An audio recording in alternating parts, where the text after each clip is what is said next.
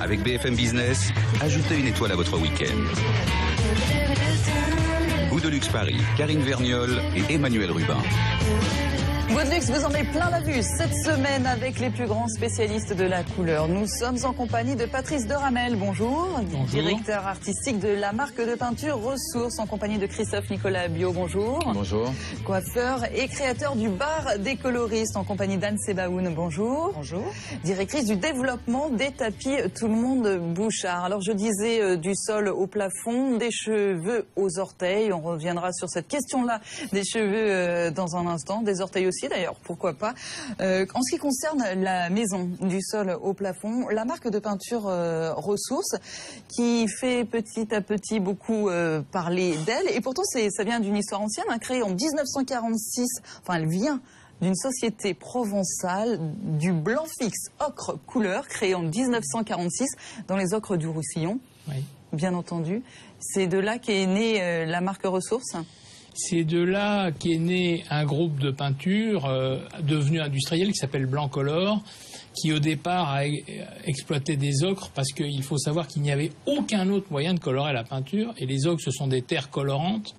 Et puis à cause de la Seconde Guerre mondiale, le blocus a fait que l'Allemagne a interdit à l'Italie et à la France, et entre autres à Roussillon, d'exporter vers les États-Unis, qui étaient leurs plus grands clients, qui commençaient à teinter les pseudo-plastiques qui étaient de la bakélite et autres, qui étaient les très gros clients.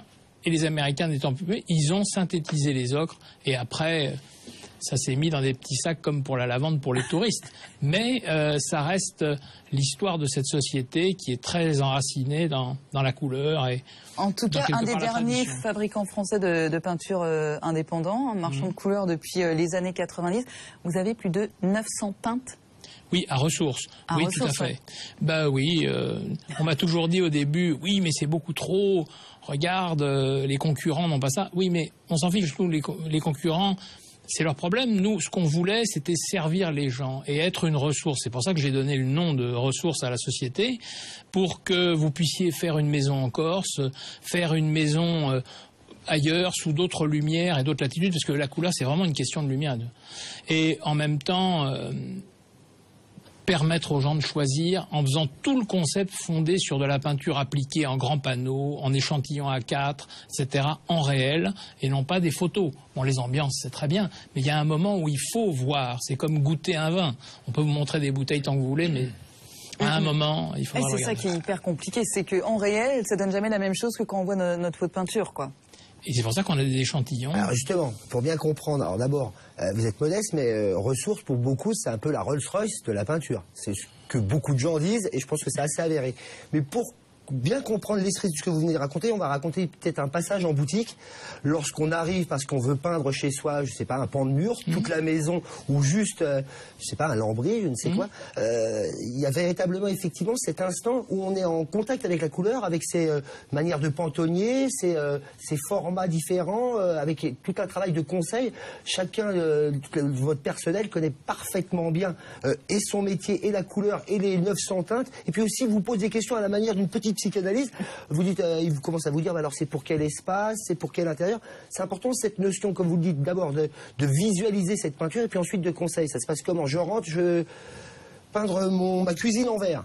J'espère qu'on vous dit d'abord bonjour monsieur, et qu'on vous détend. Et de manière charmante. Et qu'on vous détend. C'est un antidépresseur, votre boutique. Elle est d'un calme olympien. C'est bien, on est content. Le problème fondamental, c'est que on ne peut pas vendre de la couleur dans des médiums semblables, c'est-à-dire mat et satin. C'est un peu trop général. Donc quand vous faites des teintes relativement soutenues, des noirs, des choses comme ça, il fallait qu'on invente des peintures. C'est-à-dire des peintures qui soient mates, mais qui ne se lustrent pas, qui ne soient pas aussi fragiles que le mat, qui marche très bien pour les tons clairs. Donc on a beaucoup de finitions, c'est la raison pour laquelle on vous la présente sous diverses espèces, des grands formats, des petits formats, etc. Et on vous explique l'usage des choses.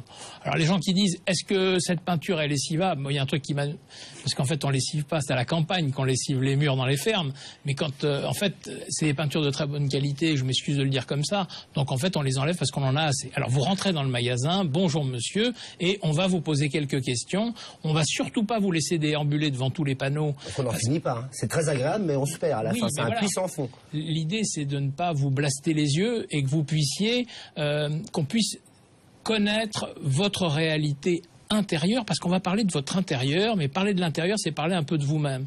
Donc déjà, la règle d'or... En fait, il y a un divan dans les boutiques. Il n'y a aucun divan.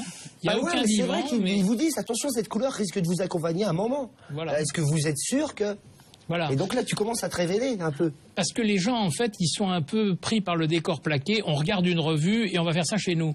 Et oui, mais le problème est que c'est pas le même volume, c'est pas la même lumière, c'est pas la même chose. Et en fait, il faut qu'on les écoute. Donc on va leur poser quelques questions. On ira au bout de ce qu'ils peuvent faire et on ne va pas leur plaquer un décor. Alors maintenant, la théorie, c'est du taupe et on ne va pas les tauper du début à la fin. On va les écouter, on va essayer de leur faire dire quelles sont les couleurs qui leur plaisent sincèrement. Moi, excusez-moi, mais j'aime le jaune. C'est pas une tare d'aimer le jaune. Ça a été mal utilisé, donc il y en a eu partout, n'importe comment, mais le jaune peut être une couleur extrêmement intéressante. La chemise de notre ami Christophe Nicolas Biot qui a osé le jaune. Je ne savais rien. Qui a osé la couleur. Merci à vous, messieurs, d'avoir osé la couleur grâce aussi à votre cravate bleue. En tout cas, on disait un conseil hyper important, et mine de rien, il y a des tendances aussi quand même dans la couleur. D'ailleurs, vous travaillez avec des designers, avec des architectes, avec Serge Ben Simon, par exemple.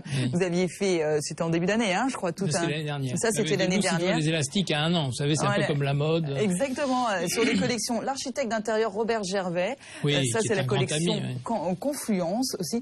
Et là aussi, on part d'une idée. Il a voulu reproduire l'idée de sa maison au bord de la Manche. Donc on est quand même sur... on veut reproduire quelque chose. Oui. Je connais Robert depuis très longtemps parce qu'on a fait une collection avec lui. Et il m'a envoyé la photo de sa maison. Et je suis tombé vraiment en amour devant cette maison géniale en bois, entièrement en raie de cédar, la maison de rêve, qui serait capable de s'intégrer dans tous les paysages naturels français. Lui, il l'a planté dans une région qui lui correspond à sa famille, mais ça aurait pu être dans les Cévennes, n'importe où, ça s'intègre. Et à l'intérieur, dans des volumes magnifiques, on a créé une collection avec lui pour éclairer, apporter, sans en même temps violer cet espace. Mais ça n'est pas ce ne sont pas des couleurs normandes. Ce sont des couleurs liées à la nature, et la nature, c'est la nature. C'est ça, on est plus sur vraiment des teintes, comment dire, oui, très, très naturelles. C'est ça, on n'est pas sur des couleurs flashy. Hein. Serge, c'est autre chose. Serge, c'est complètement autre chose. Serge Ben Simon, c'est complètement autre chose. Mais elles ne sont pas que flashy, parce qu'on a fait pour lui, qui est un casse-tête chinois, des peintures fluo. Mais c'était uniquement pour faire des traits, pour souligner les choses, c'est tout. C'est un joke en même temps. Mais les autres, c'est la première fois que Ressources a pris comme base de départ du tissu. Ouais, ça c'est intéressant aussi. Et c'était intéressant, mais aussi un voyage au Mexique. Il a rencontré mes cousins au Mexique, il a vu des gens qui lui ont montré. Puis il aime tous les grands architectes mexicains. Alors, vous expliquez qu'il y a la couleur en soi, mais c'est souvent par les gens quand ils veulent commencer à aménager, à colorer leur intérieur, c'est souvent par, j'allais dire, à gros jets. De l'aplat, tout le pan de mur. Et vous dites, donc comme quoi vous ne poussez pas forcément et fatalement à la consommation, parfois juste un liseré, un enchâssement. C'est aussi comme ça qu'on peut colorer un intérieur sans forcément glisser. On évoquait à l'instant le fluo, c'est juste une ligne. Oui, c'est un clin d'œil. Un clin d'œil. De même qu'on peut mettre de la couleur sur un tapis. Par exemple, mettre de la couleur. Voilà. Non, mais c'est ça l'idée de la touche de couleur. Ça peut aussi être le tapis. En tout cas, chez Tout le monde Bochart, entreprise familiale de textile créée en 1939. L'idée, c'est vous aussi, vous travaillez avec de grands designers, de grands noms. On va y revenir dans un instant. Vous proposez aussi de réaliser des tapis uniques sur mesure. Tout ça pour correspondre aux envies des uns et des autres. Si vous deviez décrire l'état d'esprit de Tout le monde Bochart, ce serait quoi? C'est une recherche de créativité et de qualité conjointement, de trouver le bon motif, le bon rapport, le bon tissage, parce que comme la peinture se fait en mat, en satiné, le tapis se fait en pleine de différentes techniques de fabrication qui correspondent à des usages, qui correspondent à des besoins, qui correspondent à des envies, qui correspondent à des prix aussi, parce que Oui, il faut en parler. un investissement. Il faut en parler. Mais c'est vrai qu'on pousse à se présenter comme un accessoire. En fin de compte, de la même façon qu'une tenue va pouvoir être en noir et blanc, accessoirisée en couleur, ça va déjà changer complètement la lisibilité d'un intérieur. Le tapis, c'est un peu à l'intérieur, ce qu'est le foulard ou le sac. Absolument, c'est vraiment l'accessoire. Pour moi, c'est un accessoire très très important. Plus volumineux, disons, et plus prenant qu'un coussin sur un canapé, par exemple. C'est vraiment l'accessoire qui va relier un petit peu tous les éléments du décor. Il y a une grande histoire, une grande culture, une grande géographie du tapis. Mais est-ce que c'est encore de saison? Est-ce que le public pratique encore? Avant, c'est vrai, je ne parle pas des années de la moquette, là, où il y a eu quand même des années où c'était la saison de la moquette. Puis aujourd'hui, on a l'impression que les gens reviennent, ils redécouvrent le parquet, ses vertus, les tomates. Est-ce que du coup, il y a une espèce de renouveau du tapis, au moins dans la consommation? Honnêtement, tout le monde Beauchard, quand on a vu disparaître la moquette, on a crié bravo.